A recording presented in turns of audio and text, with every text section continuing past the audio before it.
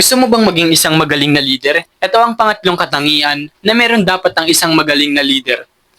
Ito ang keen sense of justice. Ang impormasyon ng ito ay galing sa Think and Grow Rich by Napoleon Hill. Without a sense of fairness and justice, no leader can command and retain the respect of his followers. Kaya naman kung gusto nating maging leader, dapat alam natin kung paano hahatiin ng mga bagay-bagay ang mga gawain sa ating mga followers. Dapat alam natin kung paano natin sila i-handle ng maayos at ng pantay-pantay.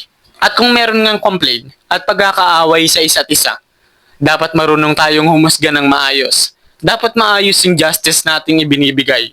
Dahil kung hindi nga naman patas sa atin yung leader natin, paano tayo magtatagal sa kanya? Paano natin sisikmura yung ginagawa nga niya, di ba? Paano natin siya rerespetuhin? Kung tayo nga ay hindi niya nirerespeto, paano natin siya susundin? Kung tayo nga ay hindi niya pinakikinggan?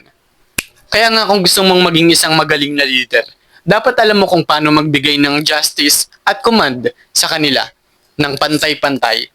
Leadership is not about being in charge. It is about taking care of those in your charge. By Simon Sinek. Yun lang guys. Follow for more. God bless.